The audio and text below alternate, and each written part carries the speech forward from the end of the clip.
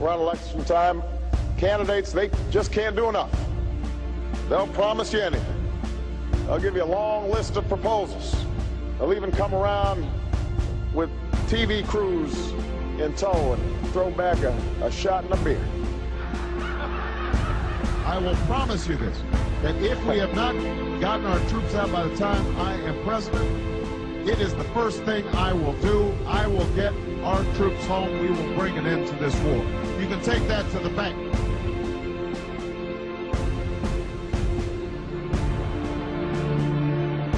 There are a number of different things that you could do early pertaining to executive orders. One of them is to shut down Guantanamo Bay. Another is to change interrogation methods that are used by U.S. troops. Are those things that you plan to take early action on? Yes.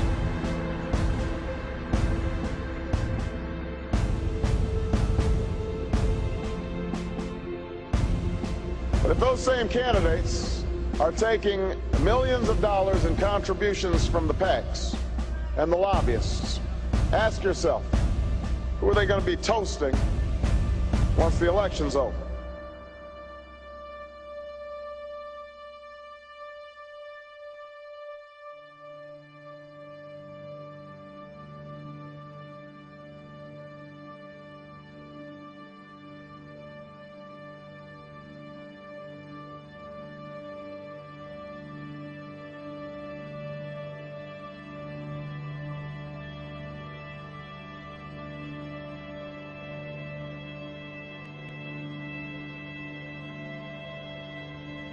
You offer no change. You have the same foreign policy. You want more troops in Afghanistan. You're not talking about only going to war with a declaration. You don't want to deal with the monetary, financial crisis in this country. You want to keep, the system together for the benefit of the banks and the big corporations and the politicians. And what kind of change do you have on social policy? Do you care about sick people using marijuana? I mean, have you come out for that? He doesn't want change. He wants the status quo. And quite frankly, I am not expecting the troops, regardless of whether Obama wins, that they'll be home in 16 months. And that is just pure political talk. You can take that to the bank. I, Barack Hussein Obama, do solemnly swear to preserve, protect, and defend the Constitution of the United States.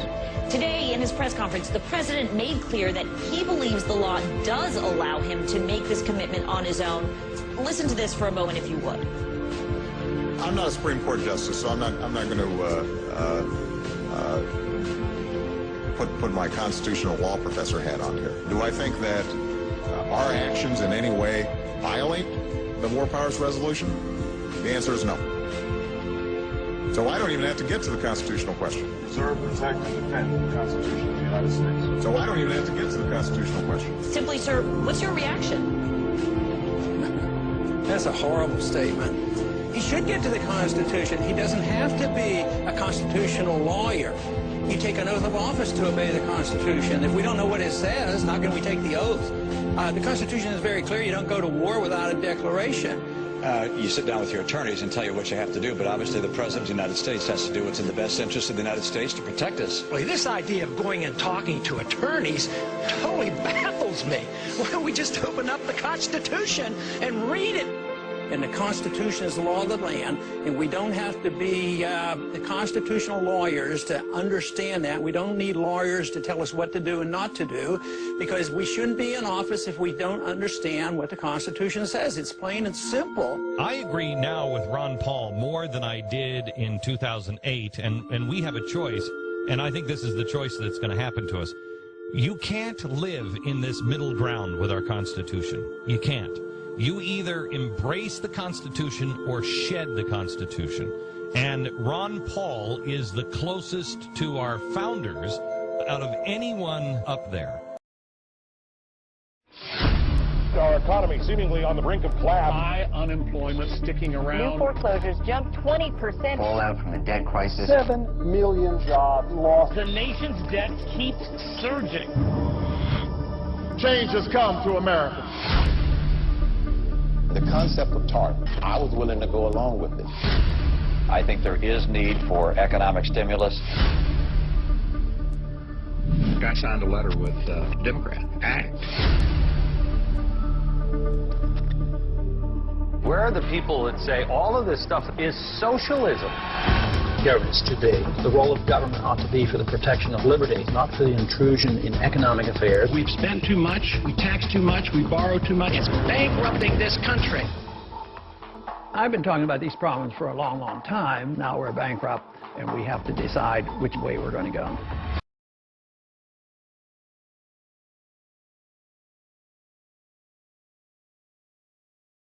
Imagine for a moment that somewhere in the middle of Texas there was a large foreign military base, say Chinese or Russian.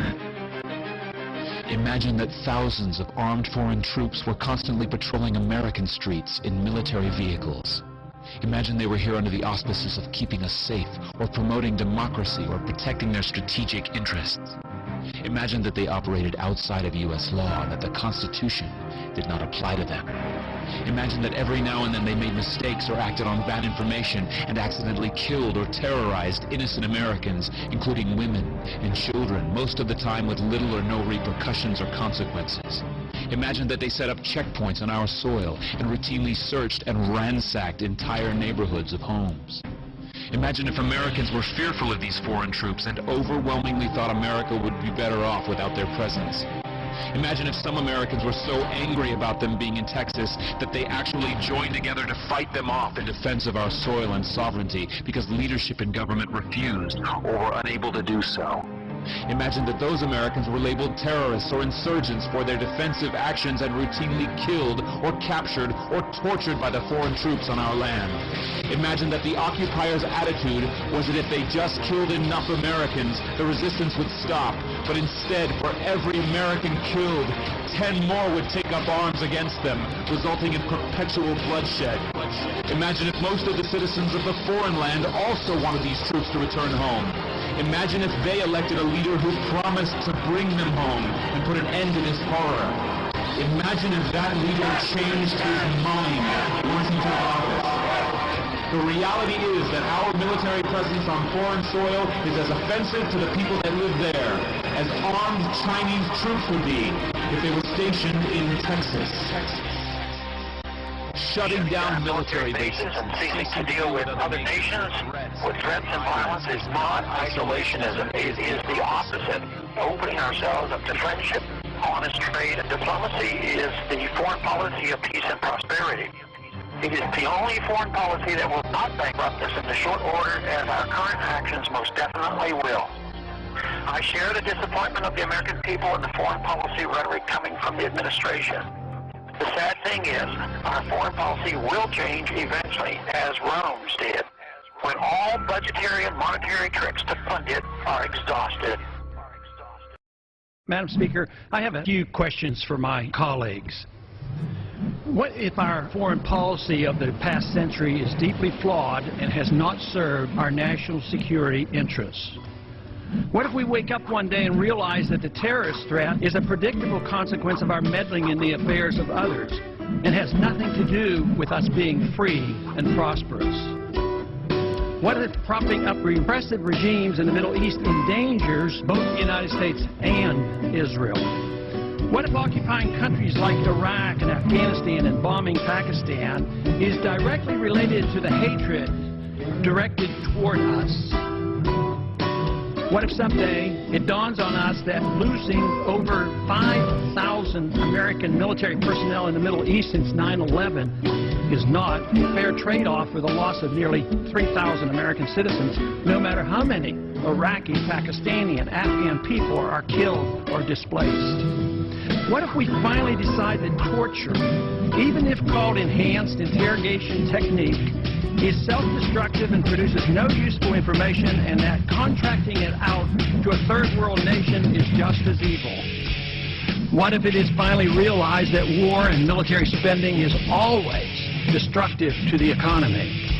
What if all wartime spending is paid for through the deceitful and evil process of inflating and borrowing?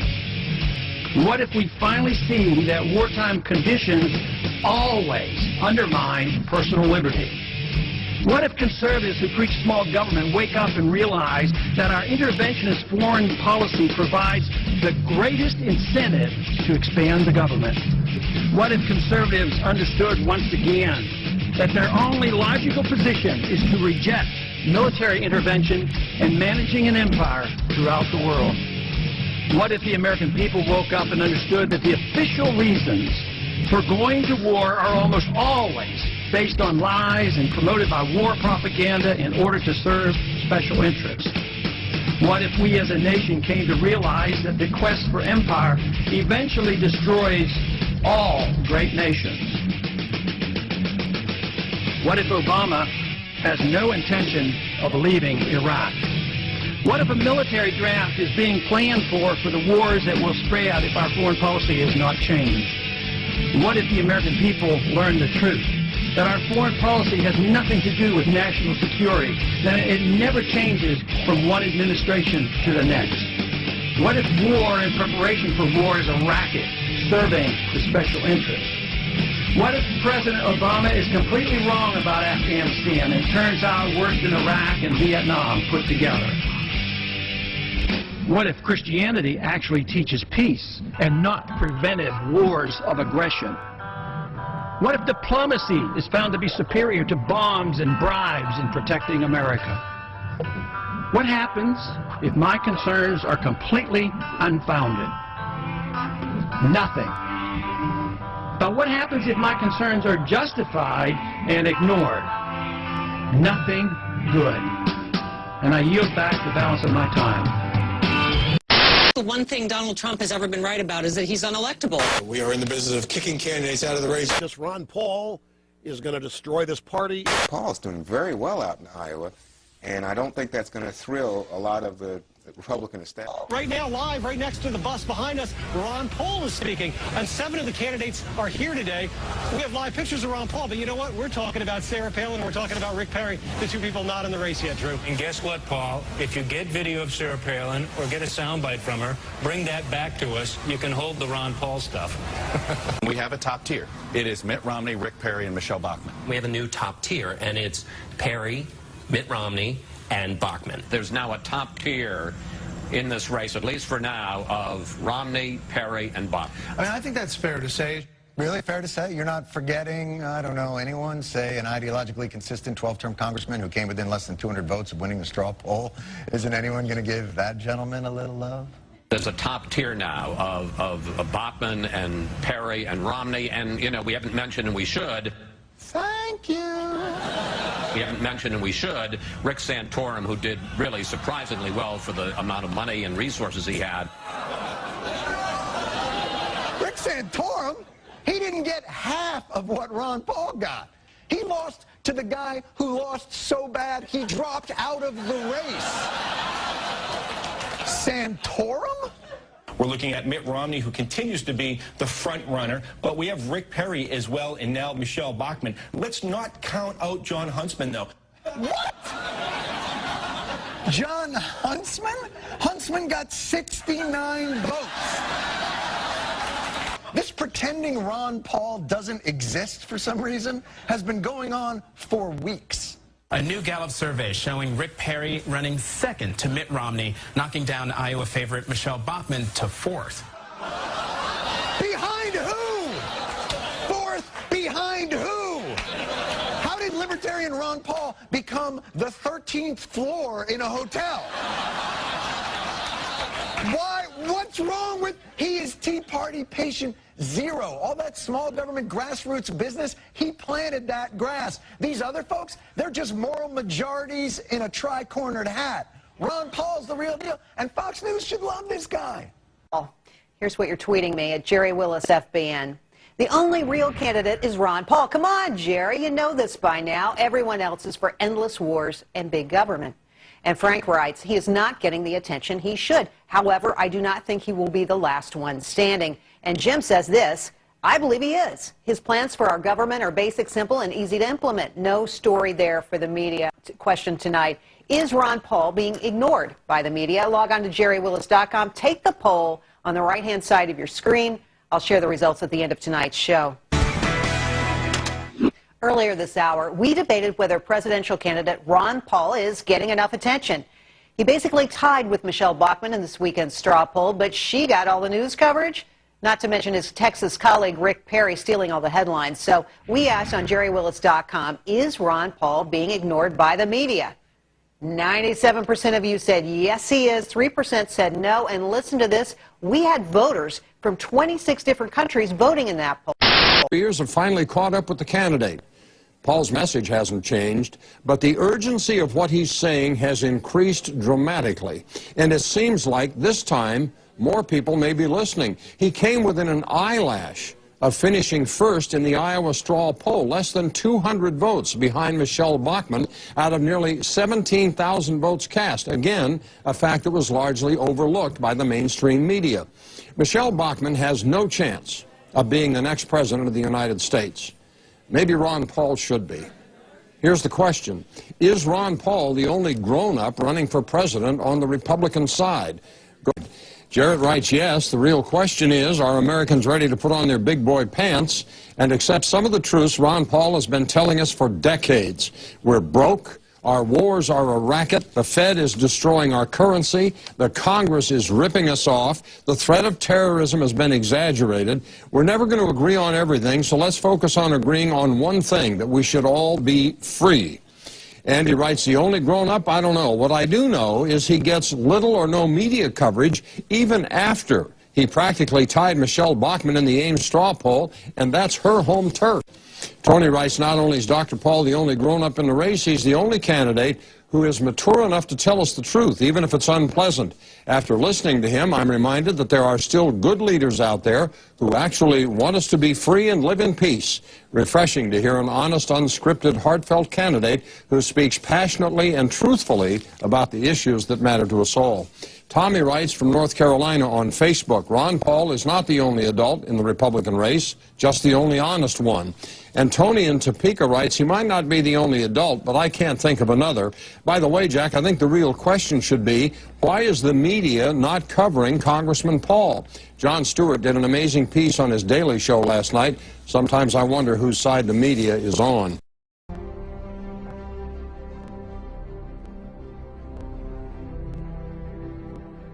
Iran does not have an air force that can come here, just like we did in Iraq. Build up the war propaganda. There was no Al-Qaeda in Iraq, and they had nuclear weapons, and we had to go in. I'm sure you supported that war as well. Okay. It's time we quit this. It's time. It's trillions of dollars we're spending on these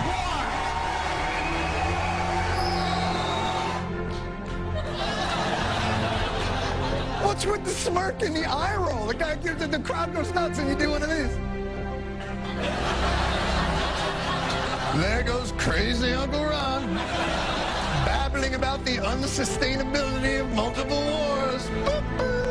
Be bad about this. And people, countries that you put sanctions on, you are more likely to fight them. I say a policy of peace is free trade, stay out of their internal business, don't get involved in these wars, and just bring our troops home. Congressman Paul in the civilian courts. Could you please tell Congressman Paul why he's wrong? Well, because simply terrorists who commit acts against United States citizens, people who are from foreign countries who do that, do not have any right on under our Constitution to Miranda rights. We've also seen that Guantanamo Bay has yielded significant information. In fact, we've learned that that led to the capture and the killing of bin Laden. This is a tool that we need to have in order to be able to prosecute the new type of war, the new type of warfare, and the new type of terrorists that this country is dealing with. Seconds, Congressman Paul. Well, I think she turns our rule of law on its head. She says that the terrorists don't deserve protection under our courts, but therefore a judgment has to be made. They're ruled a terrorist. Who rules them a terrorist? I thought our courts recognized that you had to be tried, and we've done this. And we've brought individuals back from Pakistan and other places. We've given them a trial in this country. Over 300, or at least near 300, we've tried and put them in prison. So this idea that we have to turn on its head and reject the rule of law, we already are at the point where this administration, please let me finish. What I have to say, this administration this administration already has accepted the principle that when you assume somebody is a terrorist, they can be targeted for assassination, even American citizens. That affects all of us eventually. You don't want to translate our rule of law into a rule of mob rule. Senator Santorum. Our country has defaulted 3 different times. They promised at one time during the Civil War to pay in gold. They refused to. In the 30s, they promised to pay in gold. They refused to. And then in 1971, they promised to pay foreigners in gold. We defaulted, and we stuck it to them. So once again, we're going to default. We're defaulting every single day. That's what your prices are doing. Prices go up. They're defaulting on your money. So we need to look at the Federal Reserve System.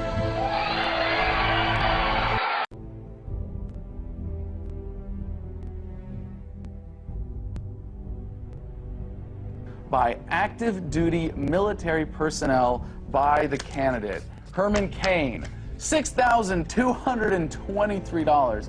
Now remember, these numbers are coming from reports that may be, if anything, overstating these numbers at this point. But Mitt Romney, not even coming up to Cain there for active duty military contributions, $5,000. Michelle Bachmann, bit of a late start this round, okay. $2,550. Newt Gingrich, whose campaign is imploding, I don't know if that was by accident there, $1,025. Pawlenty, all of $250 from active duty military. Rick Santorum, $250 also. Gary Johnson, sadly, none for his position. Total there of those other candidates, so to speak, $15,398. Sure sounds like a lot, doesn't it? Well, there's one other candidate who you might have noticed. Well, I don't know if you're watching the mainstream media. You might not have noticed that he was omitted from that list. Let's see, how much did Ron Paul get in this last quarter from active duty military? Oh my gosh, $36,739.79. No surprise, actually, that this was the case. Far outstripping all other Republican presidential candidates put together, as was the case 4 years ago. But let's see, let's compare this to, who's the other guy running for president in 2012? Oh yeah, $28,833.99 for the president himself, including all the donations from the Marines, the Air Force, the Navy, the Army, whatever that other branch is, to the Commander-in-Chief. Ron Paul is their choice. But let's take a look at the numbers from 2007 here. Just a second, comparing Ron Paul, John McCain, Mitt Romney, Rudy Giuliani, Mike Huckabee, and Fred Thompson. There's a little flashback. Total from the entire campaign back 4 years ago. Again, Ron Paul, until the end of the primary season, Ron Paul had more campaign contributions from active duty service members than all other primary candidates put together, including Barack Obama back. If I had to be a betting woman and I had to be idealistic, I'd really like to see Ron Paul get the nomination for the Republican Party. Whoa! I really think he's a sound traditional conservative. Yeah, it's a surprising come of things, and I really think he really sticks to the Constitution and really stands for what conservatives believe in. Okay. Republican Congressman Ron Paul would get the nomination. The name Ron Paul is the most searched term on the blogging website Technorati. His campaign website gets more hits by far than any other Republican candidate, and he has more friends than any other Republican candidate on the social networking website MySpace. In the real world, another thing, he is stuck firmly among the lesser-known candidates. Welcome, Congressman. Congressman, according to my calculation or my rough notes, we didn't hear from you you didn't get a question until 9:35. Do you think you're being treated fairly by the debates? Cell phone connection. Well, it will be because of conspiracy if he doesn't do well. Well, I don't know what it's going to be, but I mean, Ron Paul enjoys the support of the military. I mean, the common rank and file military, he has the most donations to his campaign. And where do you get that? And that's to me. Where do you get that? Facts. Where did you find that? The same way you get facts. I know what I read.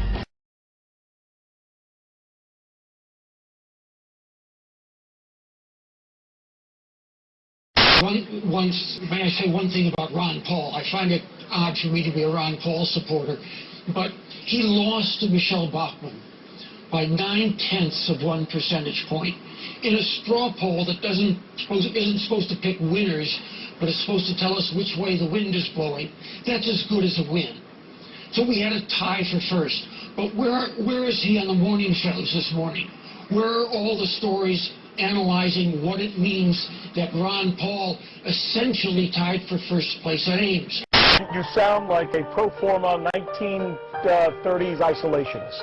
No, I'm not an isolationist. I am a non-interventionist because the founders of this country that I listened to carefully were very much, they were not protectionists at all. They were free traders. They wanted trade and travel and friendship. In fact, that's your point. You say you're the true Republican when it comes to...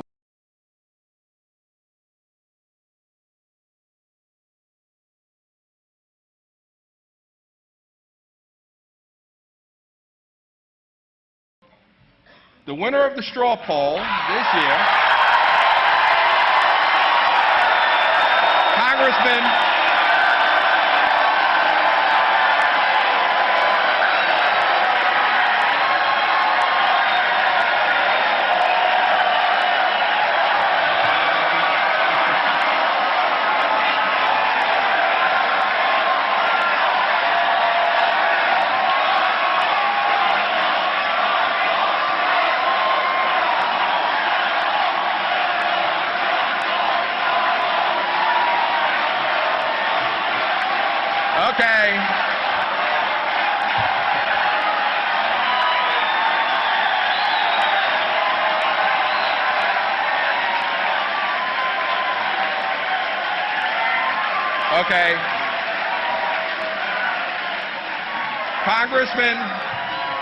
Congressman Ron Paul gets 30%. Former Massachusetts Governor Mitt Romney, gets 23%. And as you can see, there are a number of candidates who got 6, 5, 4, 3, several of them very prominent.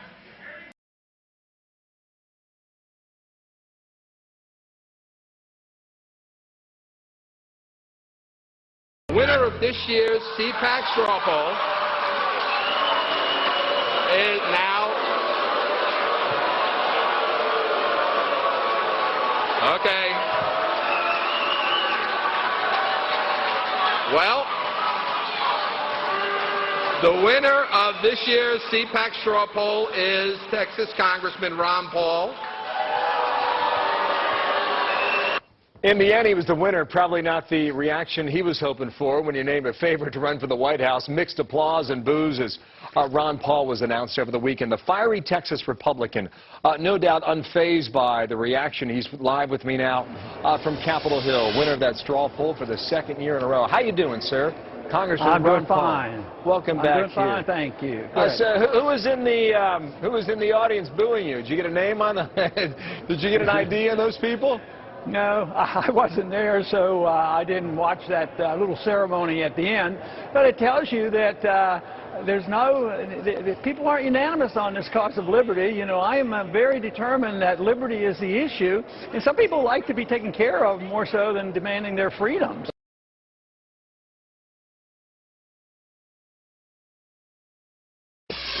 During a live introduction to Congressman Ron Paul on Tuesday, America's Newsroom incorrectly aired a clip. It was clearly a mistake. We used the wrong videotape. You've seen this with the online polls, where Ron Paul starts winning, so they pull him off the poll. That's probably happened 6, 7, 8 times I know of, in Yahoo polls and other major polls. When I went to the YouTube page, I started watching the Dr. Paul video, and while I was doing that, I was looking at his statistics. Now, I've got many videos up on there, so I've watched statistics for over a year now. And that's when I began to see that something wasn't quite right here. I began to smell a rat. I mean, look at this. It had been rated by 1,596 people, 1,245 left comments, favorited 652 times, and the number of views was only 213. How is that possible? The answer is it's not. And I thought, well, let's give YouTube a little break here, give them a chance to straighten things out. So I went to bed and got up 8 hours later, and 8 hours later the numbers had gone up.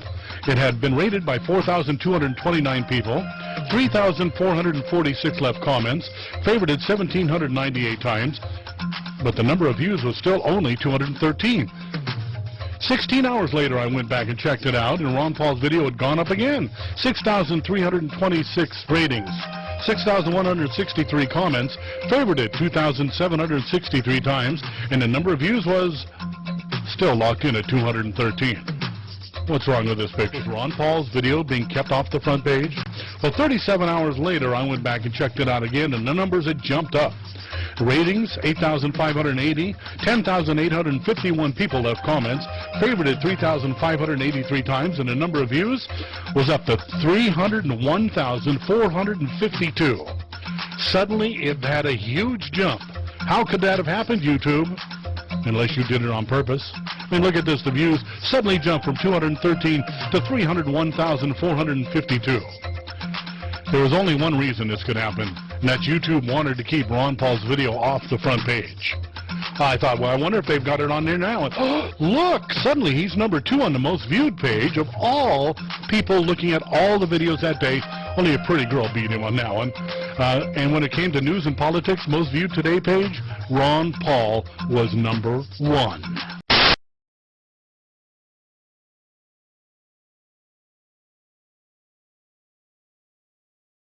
Easier if he knows where his video is. It's a problem. I don't want to run false but I need shots of the audience and people eating and crap like that. You know, the voiceover. The past years or so, we put on this big charade and think that we're going to change things by voting for someone who sounds correct or who the media shoves in our face. Oops, that was my bad, caller. I cut you off. Welcome back. There is agitation in the world of conservative blogs beneath the headline, "Life is Really Not Fair." RedState.com recently announced it was banning bloggers from posting Ron Paul-related comments. Effective immediately, new users may not shill for Ron Paul in any way, shape, form, or fashion. Not in comments, not in diaries, nada.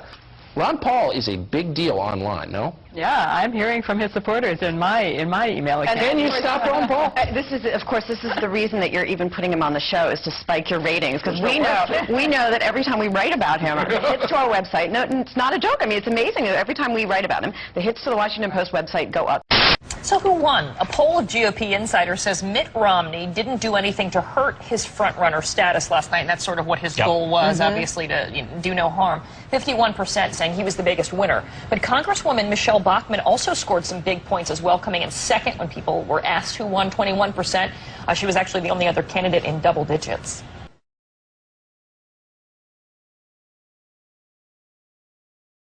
With CNN's put up just some videotape that's completely misleading and say it's one thing when it's really something else.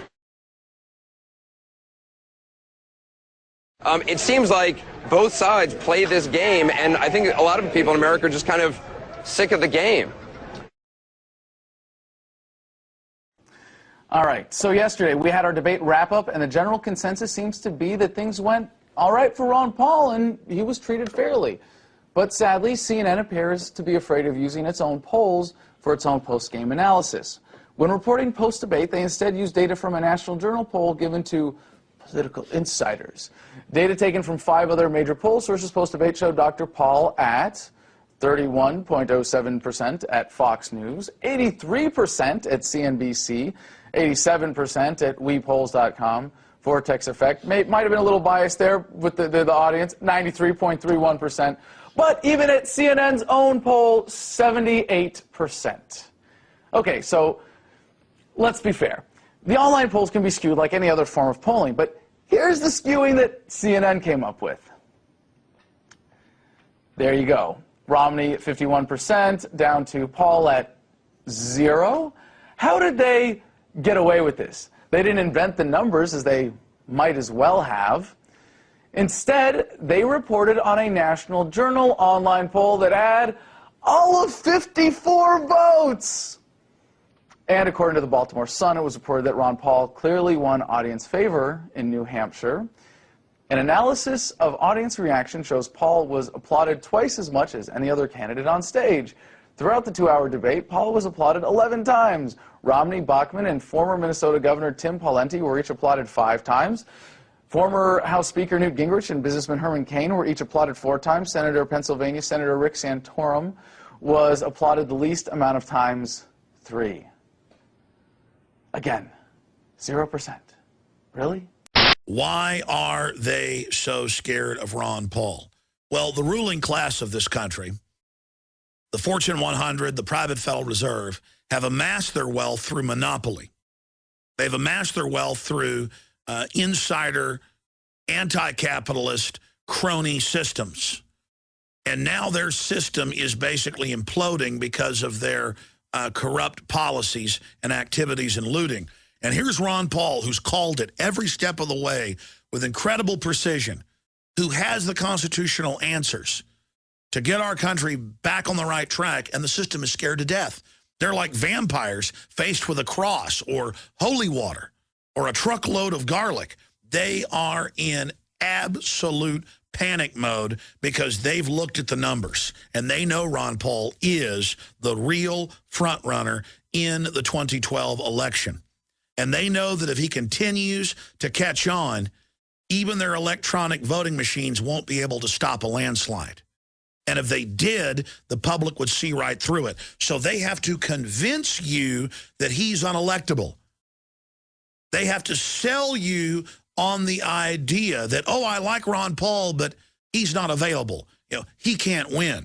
The fact that Ron Paul is the true front runner and is popular across the political spectrum, and major political analysts have had to admit that only Ron Paul can effectively beat Barack Obama. That's why the system is scared of him. And that illustrates how awake people are, that Ron Paul is the most popular, and if this was a fair game and wasn't rigged, would be our next president.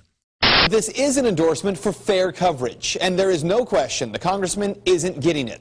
Consider the fact that during Saturday's CBS debate in South Carolina, 7 minutes and 45 seconds worth of time was allotted to Rick Perry. 5 minutes and 45 seconds worth of time to Rick Santorum, who was polling at nearly the last place among presidential contenders. In comparison, Ron Paul got a whopping 89 seconds worth of time. Does that seem like fair coverage? And that is Reality Check. I have gotten a ton of email today from people saying, look, Ron Paul finished 152 votes behind Michelle Bachmann in the Ames straw poll, basically a dead heat. Why aren't we giving him his due?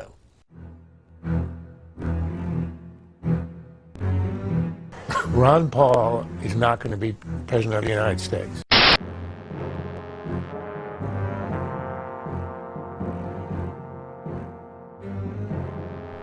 If our views, keep growing in popularity as they are, it's a real threat to the establishment. So the establishment is well protected in many of those individuals that control the 5 major networks.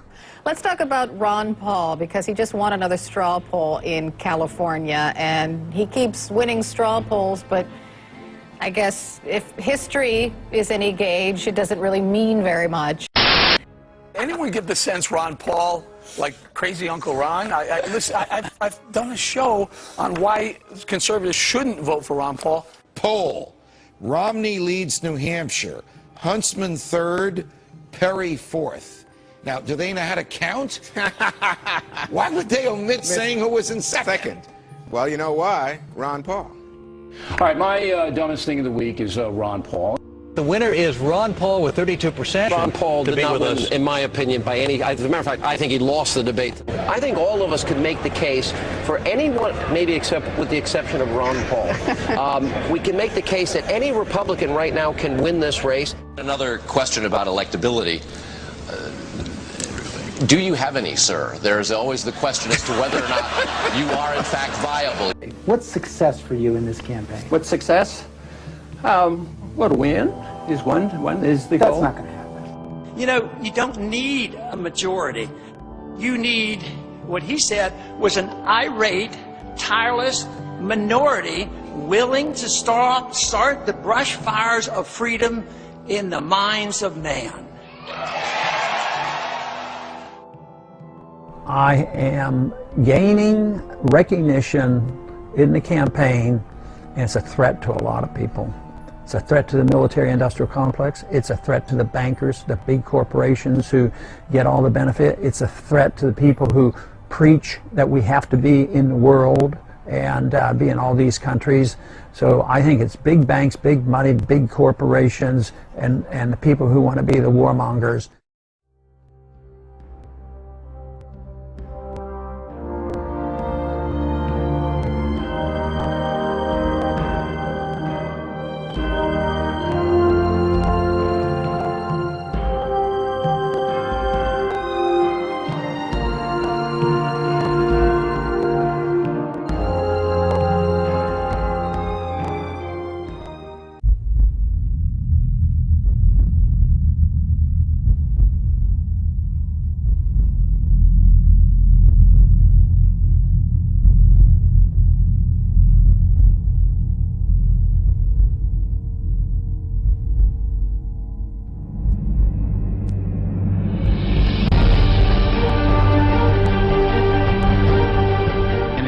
Heart and in his head, in his character and in his intellect, in what he has done and in what he will become. The Thomas Jefferson of our day, Ron Paul, is one of us.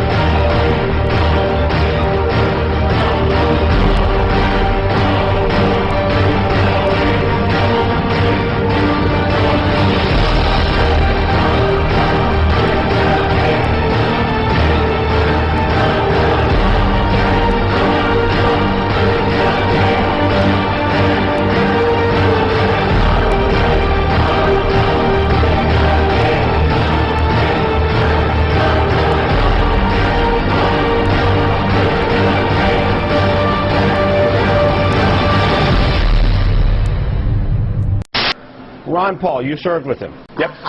Tell me what the guy's like, because I want to tell you, if you mess with Ron Paul on television or online, you are going to feel the wrath of some serious followers. We've been dealing with this the last few weeks at CNBC. We did an online poll after the debate of who won the debate. Ron Paul dominated the debate, and some of my colleagues at CNBC thought that there was something wrong with that. They took the poll down. I want to tell you, my email box, thousands and thousands and thousands of email like I haven't seen from any other, followers of Chris Dodd or Bill Richardson or Joe Biden. Well, I'll tell you, and the interesting thing is that my son was back from school and was telling me about Ron Paul signs all over the campus. As we were driving through Pensacola, there was a Ron Paul sign, handmade, actually stenciled, on every single sign where you could attach something, and that's happening all across America. And you've got a couple things going here. You've got Republicans that don't see any real conservatives out there. You've got libertarians that want the government off their back, and you also have people on the far left who like his message about the war, and keeping the government from our phone records and things. It is a fascinating cross-current. What do his Republican colleagues in the House think about it? Truthfully, everybody thinks in the House, everybody's thought that he's been crazy for a while. As far as too conservative, too libertarian, he's an independent, very independent guy. He doesn't play by the rules, and so he's always sort of been off by himself in the Republican caucus, going back to 1996 when he came in, and he was in before. But then again, he ran as a libertarian against the Republican Party. I suspect he may run as an independent again this year if he doesn't win, which would be really bad news for the Republicans. Well, there's something to him, though, because he's got this really fervent following, and I think it was in the style section of the Washington Post yesterday about his fundraising, which, I mean, he's actually been able to raise some money. He raised as much as some John money. He's McCain in the also- third quarter. Yeah, and you know, John, when you hear him talk, he's an extremely impressive man. When I said Republicans thought he was crazy, he's an extremely impressive man. He's brilliant. He practices what he preaches. He didn't let his children take student loans out from the federal government. He's a doctor that doesn't take Medicare or Medicaid, and I'll tell you what, like my 19-year-old son, who's not excited about any candidates, was saying, man, I went on these websites and everybody's excited about this guy. Here's a question for you. Could Congressman Ron Paul be President Paul next year? He's the best shot the Republicans have, says my next guest. With me now, Fox News political analyst and my colleague and friend Juan Williams. Juan, it's a pleasure. Looks like you're in the mountains somewhere, but welcome to Freedom Watch. Yeah, I'm in Salt Lake City. All right, great place, a beautiful town. Has Ron Paul succeeded in changing or moving the political debate after 25 years of being in public life during his third run for the presidency? I say this with amazement, but it's becoming more and more clear that we live in the age of Ron Paul, Judge. I mean, you stop and think about it. Who's the father of the Tea Party? It's Ron Paul. I mean, Ron Paul's the guy who began the conversation about debt, deficit, high taxes, government intrusion, and initially he was viewed as an extremist, an outsider in terms of the Republican establishment, somebody to be ignored. He's the guy that's from the start raised questions about U.S. involvement overseas in places like Iraq and Afghanistan. Right. He's raised questions about the drug policy. I just heard you talking about that guy getting arrested down in Louisiana and put away for life. He's been saying these things, and the Republican establishment has treated him like he's their loony uncle. Well, now, all of a sudden, guess what? Ron Paul, not only is he the father of the Tea Party that won the majority of the House for Republicans in the 2010 midterms, but he's the father of so much of the discussion about the budget, about the debt ceiling, about taxes right now. This is the age of Ron Paul. All right, can he translate his having moved the debate into areas that he has been educating the public about for the past 25 years into votes? Stated differently, were you surprised to see that CNN poll 2 days after the Republican debate that showed him having the best shot of all the Republicans, not just those at the debate where you were one of the questioners, but of all the Republicans against President Obama? I was stunned. Again, to me, it's like a revelation, and it's just becoming clearer and clearer about this thing. I keep saying age of Ron Paul. The question is, do the big money people start to give some credibility to someone like Ron Paul when they see the CNN poll and see that he actually is outperforming the Palentis, outperforming the Gingriches, outperforming the Romneys, the Mitch Daniels? That's the question, and I don't know the answer to that yet. But if, in terms of moving the argument, moving the conversation on not only drugs but Afghanistan, personal liberty, the debt, that's all Ron Paul. Well, in the interest of full disclosure, I'm a senior advisor to Ron Paul, and a lot of people they saw Winston Churchill. He was a pariah in his own party, to both parties. He often voted alone in Parliament, and he was ridiculed by the press, but he was right. And if your viewers Google September 10th, 2003 Ron Paul, they will see him before the House Financial Services Committee predicting the housing bubble, describing the morality of millions of homeowners losing the value of their homes, of the mortgage lending crisis. All of this was seen in advance. And so how important is that aspect then, the fact that you had to presciently seen a lot of what's going on? Because then the next command is, all right, well, great, you could see into the future and predict a lot of this, touche. Now we expect you to be the guy to lead us out. How does he pass, or others even pass muster there? Well, morally, the problem morally, the British people looked at Chamberlain and Baldwin and they said, hey, if they knew this crisis was coming, why didn't they tell us? And if they didn't know, why did we elect them? And there's the same sentiment today. If George Bush knew the housing bubble was coming, and if Obama knew that his stimulus program wasn't going to produce any jobs at all, why didn't he tell us? And if he didn't know, why is he in power? And why not turn to somebody who seems to know? So that's how these sort of things do happen historically. Educate, please, this panel of experts here, and I say that with quotes around it, loosely, about why this sort of throwing money at the issue, bailing out, may be potentially reckless and damaging. for the future of this nation's economy? Well, in order to understand that, you have to understand how we got into this mess. We got into this mess by spending too much, borrowing too much, and inflating too much.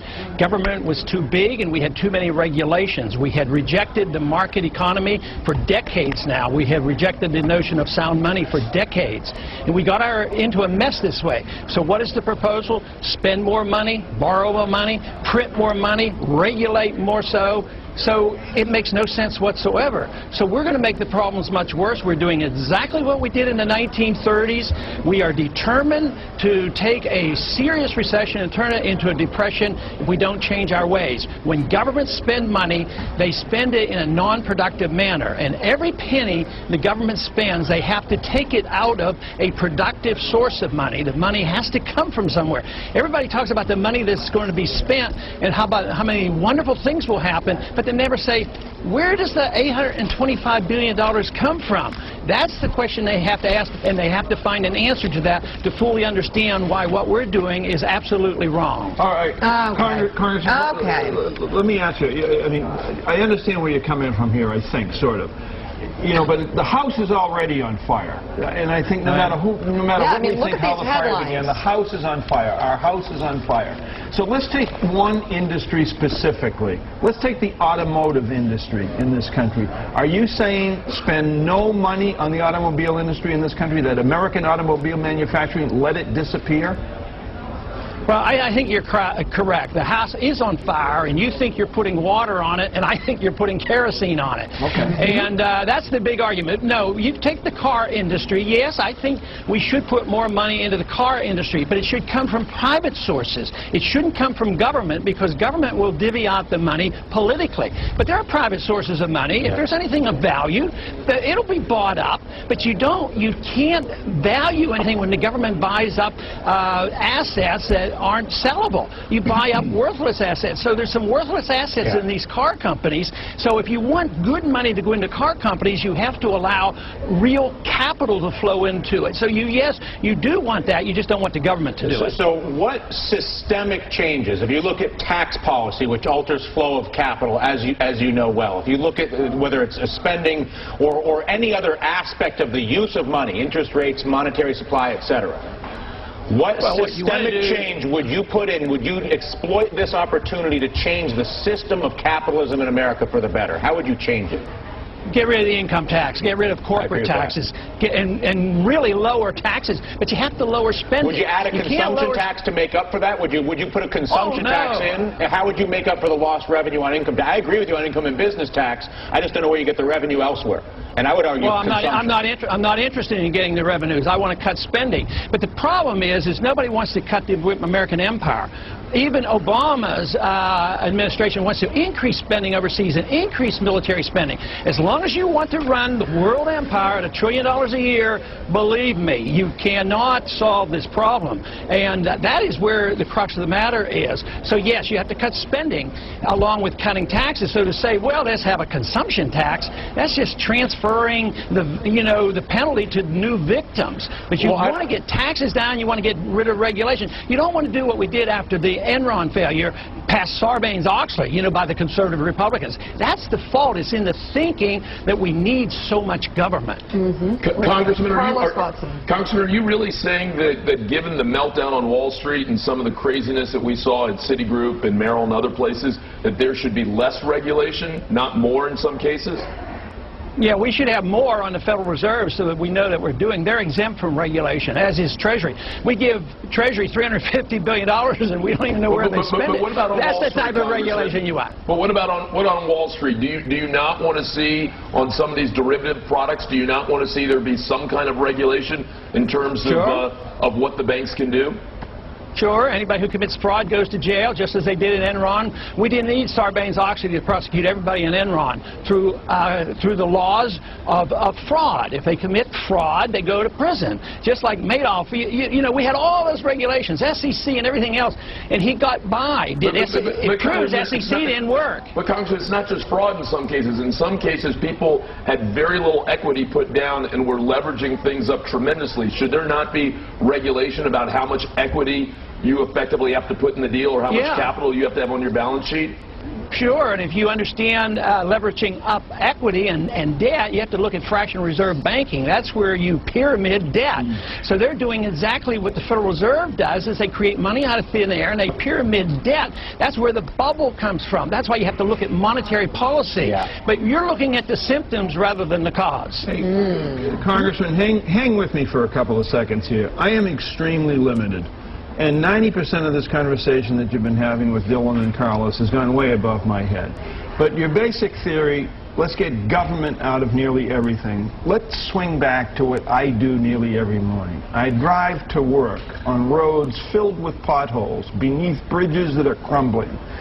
What's the answer here? Do I go out and try and find 6 carpenters and some bricklayers and some masons to fix those roads and bridges? Government's got to do it. What's the deal here? What is your point of view about stuff like that? Basic reconstruction of this country. Okay, I know I can't have my perfect society quickly, but what I would do is quit bombing bridges in Iraq and then paying to rebuild them, and then wasting the money in the rebuilding over there. I would take that money, save it on the deficit, cut the deficit, and spend some on our infrastructure. Okay. That's what I would do, and we could do that. But as long as you do it through debt financing, it's impossible. Ideally, roads and bridges should have been taken care of by our states. It wasn't designed in the Constitution that the federal government would take care of every bridge and every road. But that isn't the worst type of spending, and I think in the interim we certainly could. We could cut the spending overseas, but we're going to bring ourselves to our knees. We're going to have a dollar crisis. We're doing exactly what Osama bin Laden wanted to do, what he did to the Soviets. He's bringing about financial chaos to this country, and we got to realize excessive spending that is a problem. It's not that we need more government spending. That to me is foolish. I want to ask you the same question I've been asking myself, everybody on the set. I asked Tucker, I asked Pat, I'll ask you. In reality, and forget your perfect society, mine or anybody else's, in reality, we're going to lose millions of jobs over the next year or two. In reality, our banks have been mismanaged horribly as a result of both the bankers and the politicians, in my opinion, and we're now dealing with that. What would you do? In other words, saying what you don't think should happen has a value to a point, but in reality today, what do you think the American politicians and bankers ought to be doing? I wouldn't pretend that pouring kerosene on the fire is working. I'm sorry to interrupt you, but I wanted you to start it with I would. Okay, what I would do is allow the liquidation of debt to occur. You want the people to spend more money in buying up assets. You want these assets priced in the marketplace so we know what their values are. That's why that first package of but no one in the market will do that. As you know, then there's no value there. That's a good information, then there's no value. Why should you dump that on the American taxpayers? That's a strong message that if it's worthless, you don't dump it on the taxpayers. But that's why our slump is getting worse. How do you get this country healthily to your perfect society where there's limited taxes and free markets and innovation reigns supreme and me and Willie are on the beach, getting drinks served to us from robots, but that's not where we are today. How do you get that? How do you deal with the reality of the problems of this country? Well, the reality is you have to liquidate debt and get rid of the malinvestment. If you don't do that, you can't do it. But what you're doing now is you're working on the destruction of the dollar. There's a pretense that you're going to improve things, but you're really going to destroy the dollar, and a financial crisis that we have today is going to be a dollar crisis. Yeah. Dr. Paul, I'd like to begin with you. Every debate begins with a specific policy question, but this is a little different. Someone on this stage hopes to be able to take the oath of office 14 months from now, and at the end of that oath are the words, "So help me God." When you hear those 4 words, if you have the opportunity and the privilege to say them, what will come to mind? Well, I think they're very important. We take, those of us who have been in Congress and served in government, we take an oath frequently. We take an oath to uphold the Constitution. And that's what we do when we take an oath when we're sworn in as president. We emphasize this. But I think what that does, it emphasizes it even more so because of the significance and the importance. And it reiterates the fact that we swear to uphold the Constitution and the rule of law. And to me, this would mean that you're not only saying this, in front of a small number of people, not only in front of the nation, but before our God. which means the significance is that much greater. So those of us who have done this before, and I've taken my oath rather seriously, very seriously, and believe that I've done a very good job in upholding the Constitution, and even when sometimes it's difficult. And this to me would send a signal that by saying, "So help me God," I really will obey the Constitution and that pledge. I think the issue is obviously very important, and we can charge one side or the other of influencing our culture too much. But the goal of government isn't to mold society and mold people. The role of government is to preserve liberty, so we as individuals assume the responsibility and our families assume the responsibility. Our values should come from our family and from our church. But once we say, well, the liberals are doing this because they want this economic interference and we're going to have perfect balance and fairness, they overdo it. But you can do it on both sides. You can say, well, we're going to make people better by having more laws. I think culture is very important. Culture has a reflection on the law, and I think that is very good. But the law can't reflect the morality of the people. If you do that, you have embarked on something where you sacrifice liberty. Once you turn this over to government, when government assumes this role, it can only do that at the sacrifice of liberty. So our goal ought to be to preserve liberty so that we have our religious values and we make our own decisions. If we can make our self-determination for our hereafter and our spiritual life, certainly on our own personal habits and our economic habits and how we spend our money, certainly we should assume that the people can do this. The guidance should come from individuals, from our family, and from our church. You know, the early church struggled with this. I mean, Christ came, Christ taught about peace, and Christ was to be the Prince of Peace, and we were to defend that. But early on, the church struggled with this, and St. Augustine came up with the principles of the just war. I believe in them. I think we should follow those from a religious viewpoint, but we have a constitution that is very clear to guide us to try to prevent these wars. And that is that we don't go to war without a declaration. The wars that we have fought since World War II are all illegal, unconstitutional, immoral, and all were unwinnable, and it was tragic. It was tragic because we did it by failing the rule of law, and the tragedy now of these wars of the past 10 years. 10 years, and we have been so complacent. It added $4 trillion to our national debt. 8,500 Americans have been killed in these wars. 44,000 have come home wounded and crippled. Hundreds of thousands are looking for help. And we want to blind ourselves to this. And it isn't in our national defense. It is mischief. It's getting involved where we don't need to be involved. I think it is an utter tragedy of what's happening. And if you want to talk about a family life, there has to be somebody in this audience that has been the bearer of bad news, either a loved one lost or a loved one crippled. And it's on and on. I had one soldier come to me the other day, and he was so against the wars, and he spent 3 or 4 tours over there. And he says, I lost so many buddies, and I don't know why we were there, and there's no signs of progress over there. But he says, now I'm losing my buddies to suicide. The wars destroy the family, undermine the family, as does the economic climate. The bad economics and war is 2 most destructive things to the family, and we ought to concentrate on that, and we can't concentrate on the economics unless you look at the business cycle, why we have inflation, busts and booms. Otherwise, we will continue on a downhill path. The banksters' fraud continues now. So I think we should come together and work together, and I think we can. Well, the Fed is completely out of control.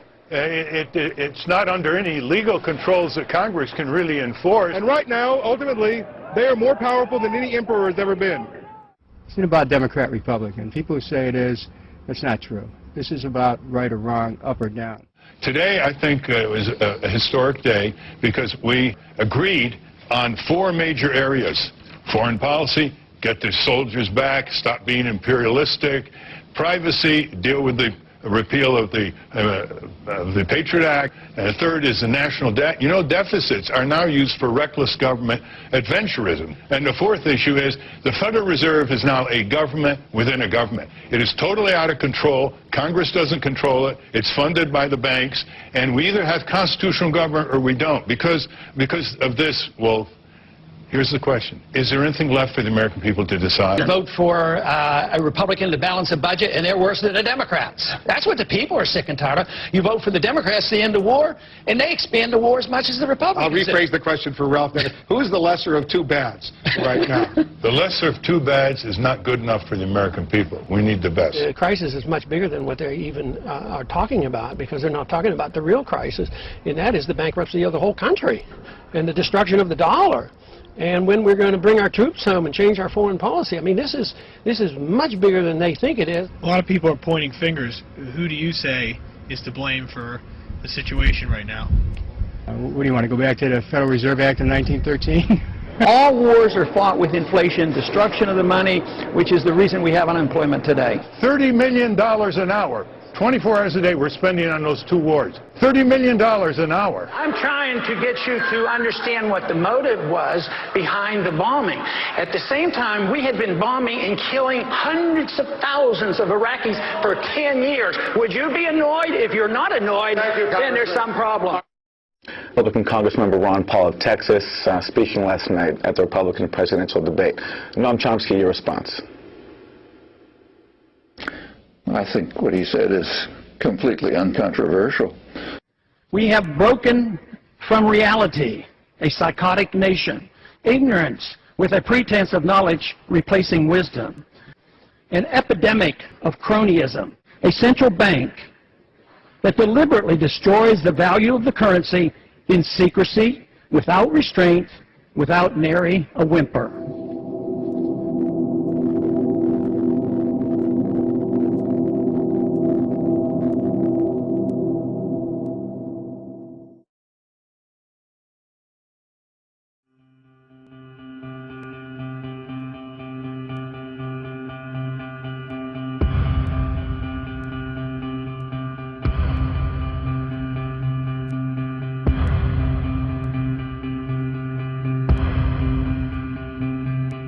This is not the kind of government that was designed by our founders of the country. It's not what was written in the Constitution. We've only had an income tax since 1913.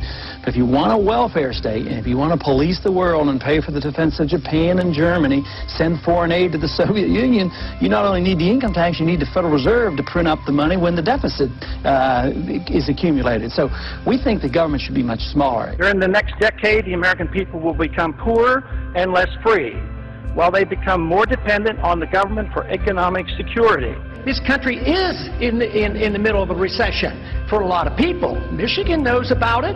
Poor people know about it. The middle class knows about it. Wall Street doesn't know about it.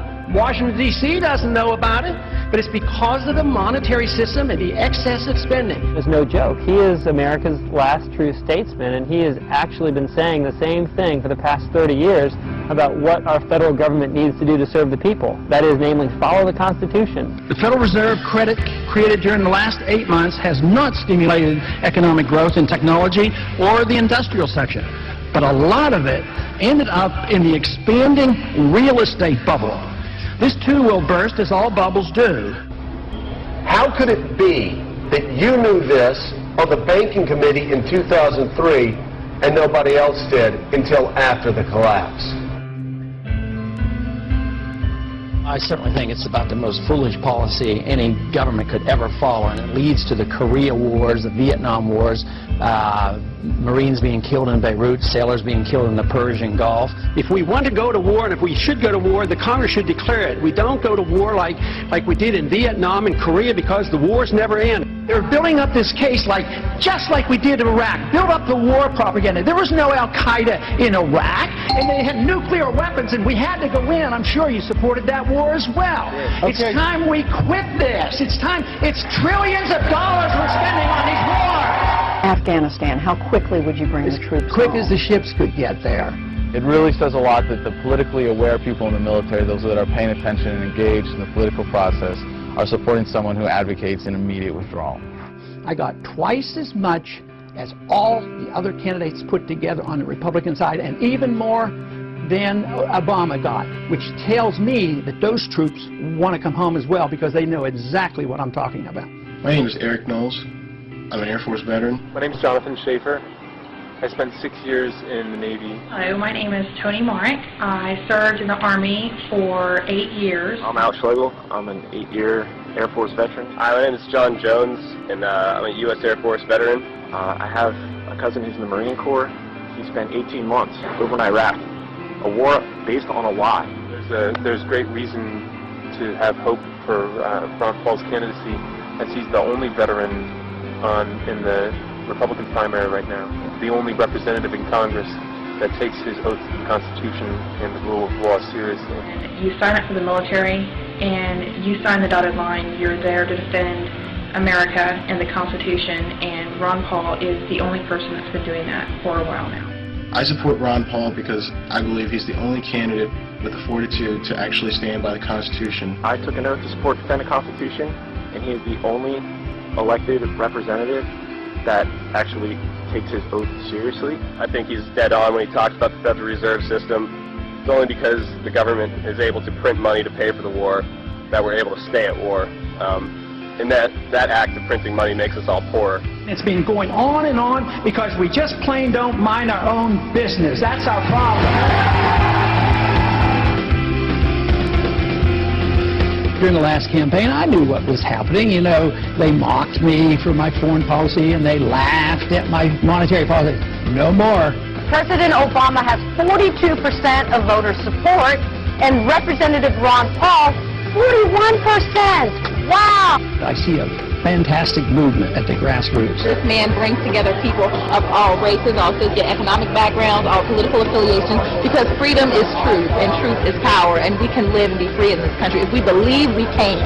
What's appealing about him overall is that he is intellectually honest and that he obviously has a lot of integrity. Ron Paul is at least not a pander, he's sincere. The reason people are worked up about Ron Paul is because they sense that he's genuine, that he's not a sellout, that he's not taking money to espouse certain positions like 99% of other politicians. The one guy in the field, agree with him or don't agree with him, who doesn't go out of his way to regurgitate talking points or change what he believes to fit the audience he's in front of. You served, as you said, 20 years in Congress, but you're not going to take a congressional pension. Right. As an obstetrician, you never took Medicare or Medicaid for your patients. Never. I'm personally endorsing Ron Paul for President of the United States for 2012. A lot of stuff he says makes perfect sense. Mainstream is moving in the direction that I have been talking about for a long time. And everything he has said has been truth. And a lot of stuff Obama has said has been lies. I will promise you this, that if we have not gotten our troops out by the time I am president, it is the first thing I will do. I will get our troops home. We will bring an end to this war. You can take that to the bank. So does that mean you can tell us today that you will not change the 16-month timetables? I like Ron Paul. I think he's cut from a different cloth than the rest of those people who are, of course, selling their souls to the corporate interests who back them. I believe that abortion should be safe and legal in this country. I will preserve and protect a woman's right to choose, and am devoted and dedicated to honoring my word in that regard. I will be a pro-life president. He came to Austin as a Democrat, and then he ran into Karl Rove, and Karl Rove whispered in his ear, he said, look, you're a good-looking guy, your politics are kind of conservative. It was easy for him to make the switch. They represent the status quo. And this is what excites so many people now. They're sick of the status quo. Suddenly, a lot of people who love the country and haven't voted precisely because they feel like it would be an insult to the great history of this country to vote for one or the other criminal, are so excited at the prospect that, wait a minute, maybe the country can be saved after all. I do think you should value people who speak from the heart and who tell the truth. And you should also value people who honor the vision of your founders and respect the most sublime constitution devised by human intelligence. We want an America full of principled people. Not people who say one thing and do something else. Say anything to get elected, but who say what they mean They mean what they say, and they live their lives by those principles. Ron Paul has been consistent for more than 30 years, and he's been absolutely right about the most important issues facing this country today, which means that when he's elected, we can trust that he'll actually do what he says he's going to do, and that what he does is actually going to work. This country is in a revolution. They're sick and tired of what they're getting, and I happen to be lucky enough to be part of it. Don't get involved in these wars. Just bring our troops home.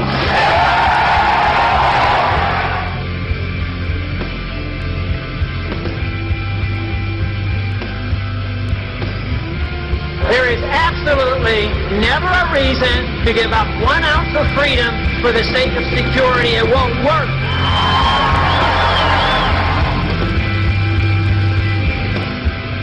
There is no authority in the Constitution authorizing a central bank, which means there should be no Federal Reserve System.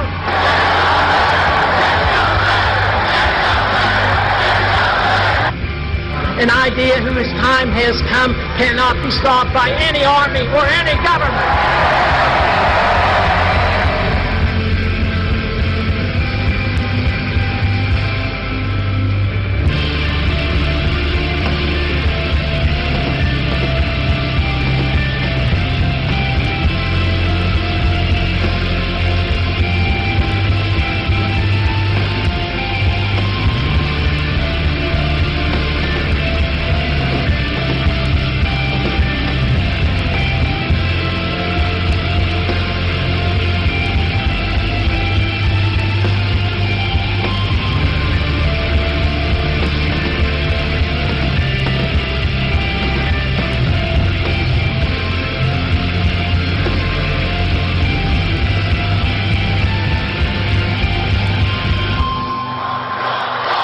I've been in politics for 35 years. My cause has been the cause of liberty.